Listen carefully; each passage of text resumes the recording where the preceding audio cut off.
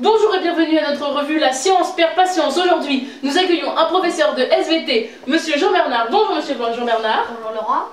Qui est au collège Léon Bolbec de Zitrone et qui est ici pour nous parler de la disparition des espèces.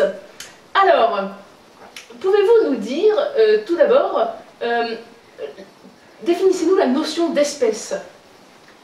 Alors une espèce c'est tout simplement une race d'animal. Quand j'entends par race c'est type d'animal. Et quand j'entends type d'animal c'est un certain genre d'animal. Et quand j'entends genre d'animal c'est un animal. Voilà ce qu'il est. Ah, merci beaucoup, c'était très précis comme définition. Si vous pourriez parler plus fort dans le micro pour qu'on vous entende mieux pour les spectateurs s'il vous plaît. D'accord.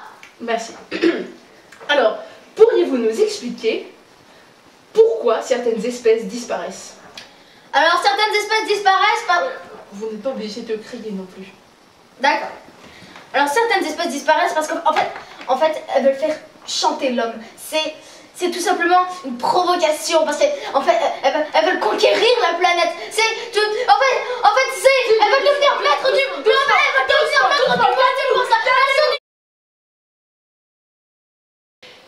Excusez-nous pour ce petit contretemps. Donc nous étions avec le professeur Jean-Bernard. Bonjour Monsieur Jean-Bernard. Bonjour. Qui est un professeur de sciences de la vie et de la terre et qui est ici pour nous expliquer la disparition des espèces. Alors, en quoi l'homme fait-il disparaître les espèces? C'est pas l'homme qui fait disparaître les espèces. C'est des espèces qui disparaissent. Oui. Pardonnez-moi, vous avez un truc rouge ici. Oui, c'est presque parti. Donc, pourquoi alors les espèces disparaissent? Elles disparaissent, je vais reprendre, elles disparaissent parce que, en fait, elles veulent devenir les maîtres du monde. Donc, je finis. Elles disparaissent parce qu'elles veulent devenir les maîtres du monde. Elles veulent que la Terre soit qu'à elles. Et donc, du coup, elles disparaissent dans leur cachette sous terre. Et en fait, il y a des expériences génétiques sur des gens et qui font qu'en fait, elles sont moins intelligentes. Et donc, du coup, on a l'impression que l'animal, il est moins intelligent. Mais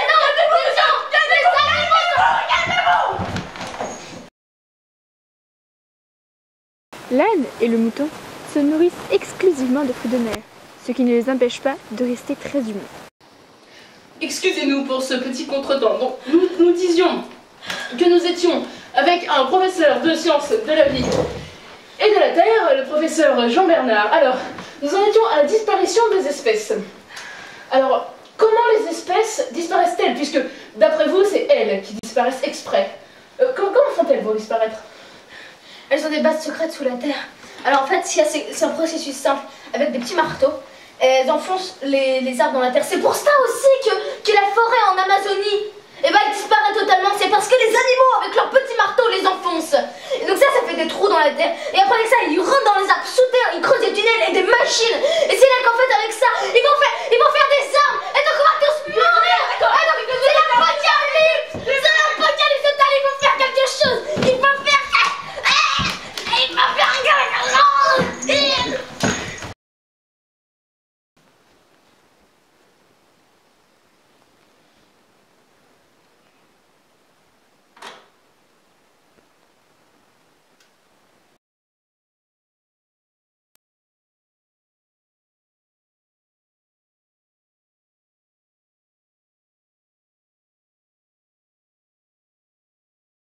Mange dedans, le dentifrice qui se mange le matin.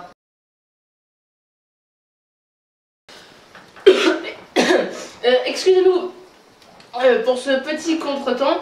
Nous avons dû laisser partir Monsieur Jean-Bernard car il avait des affaires à régler avec ses élèves. Nous revenons mardi prochain pour une nouvelle revue de La Science perd patience avec cette fois-ci un professeur de philosophie qui va nous expliquer pourquoi qui va nous expliquer pourquoi la Terre est en danger et qu'est-ce qu'il faudrait faire pour la